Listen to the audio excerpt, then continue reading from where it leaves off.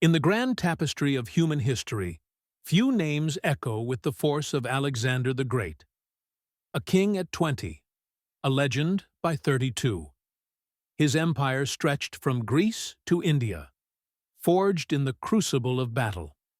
But here's the truly astonishing part. In over a decade of constant warfare against overwhelming odds and in treacherous terrain, Alexander never lost a single pitched battle. How is that even possible? Was it luck? Divine favor? Or was it something more? Today, we unravel the story of the undefeated king and discover the secrets behind his perfect record. It all begins not on the battlefield, but in the classroom. Alexander's tutor was none other than Aristotle, one of the greatest minds in history. This wasn't just about reading and writing. Aristotle instilled in the young prince a deep love for science, logic, and philosophy. He taught Alexander to think critically, to analyze problems from every angle, and to understand human nature. This intellectual foundation was his first and most powerful weapon. While other commanders relied on brute force, Alexander approached warfare like a grand, intricate chess match, always thinking several moves ahead. His military education was equally elite. He grew up under the shadow of his father, King Philip II of Macedon. Philip was a military genius in his own right. He had transformed the Macedonian army from a disorganized militia into the most formidable fighting force of its time. He created the Macedonian phalanx, a wall of soldiers wielding the sarissa, a pike so long it could strike the enemy before they could even get close. Alexander didn't just inherit this army. He grew up with it. He trained with the soldiers, commanded cavalry as a teenager, and learned every detail of Philip's revolutionary tactics. By the time he became king, he knew his army's strengths and weaknesses better than anyone. With this foundation, Alexander crossed into Asia to confront the mighty Persian Empire, a behemoth that dwarfed his small kingdom. His first major test was the Battle of the Granicus. The Persians held a strong defensive position on the opposite bank of a river. Any conventional commander would have hesitated, but Alexander was anything but conventional. He saw a weakness. Instead of a frontal assault, he led a daring cavalry charge at an angle, hitting the Persian line where it was thinnest. This wasn't a rash decision, it was a calculated risk based on his understanding of terrain, timing, and enemy psychology. He knew the Persians wouldn't expect such a bold, seemingly reckless move. The shock of his personal charge shattered their morale, and the battle was won. This became his signature, leading from the front, inspiring his men with his own incredible bravery. His soldiers would follow him anywhere because they saw him sharing every danger they faced. Next came the Battle of Issus. Alexander was massively outnumbered by the army of the Persian king, Darius III. Darius had chosen the battlefield, a narrow coastal plain, thinking it would neutralize Alexander's superior cavalry. He was wrong. Alexander analyzed the terrain and realized the narrowness actually worked to his advantage, preventing the massive Persian army from surrounding his smaller force.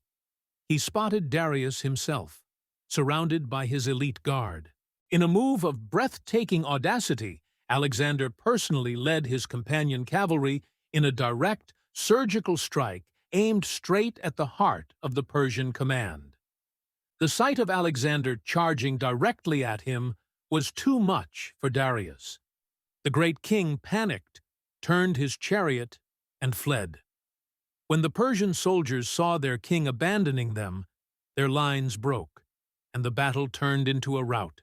Alexander understood that an army is only as strong as its leader. By breaking the head, the body would fall.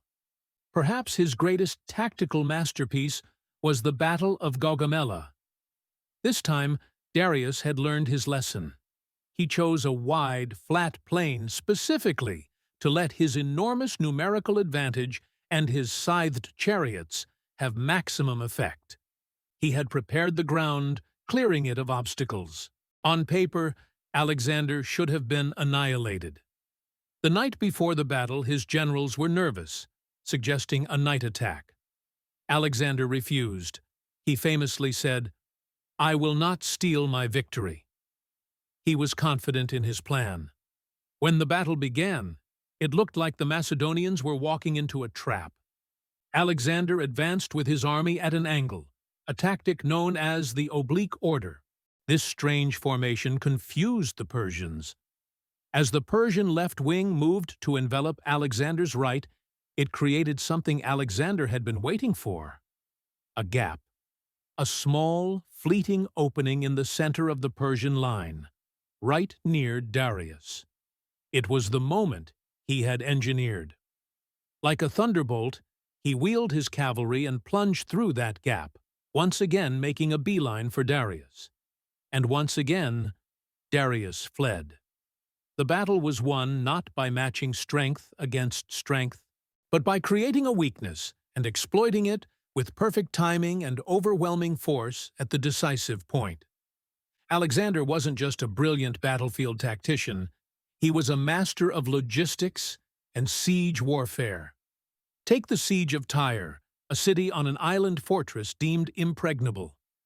For 7 months, his engineers built a massive causeway, a land bridge stretching half a mile across the sea under constant enemy fire. He built siege towers taller than anything the world had ever seen. He adapted, he innovated, and he simply refused to accept defeat. This relentless determination was another key to his success. For Alexander, there was no such thing as an impossible problem, only a challenge waiting for a creative solution. Beyond tactics, his success was built on the loyalty of his men. He knew their names, he mourned their losses personally, and he shared the spoils of war generously. After a grueling march through a desert, where his men were dying of thirst, he was offered a helmet full of precious water. He looked at his thirsty soldiers and poured it onto the sand, declaring that he would not drink when they could not. This single act was worth more than any speech. It showed his men that their suffering was his suffering. This bond was unbreakable. So, why did Alexander never lose a battle?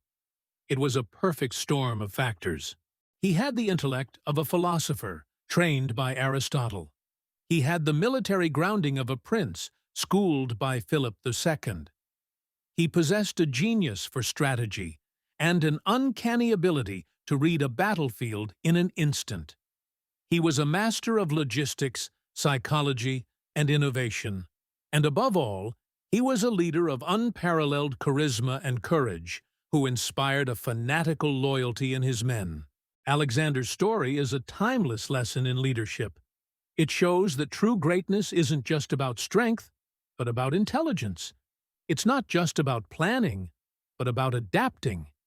And it's not just about commanding, but about inspiring. He wasn't just a conqueror. He was an architect of victory, designing each one with meticulous care and executing it with breathtaking courage. His undefeated record isn't a myth or a miracle. It's the result of a man who mastered the art of war in a way no one had before and, arguably, no one has since. Thanks for watching. If you found this journey into the mind of a master strategist fascinating, please like this video, subscribe to our channel, and hit the notification bell so you don't miss our next dive into history. See you next time.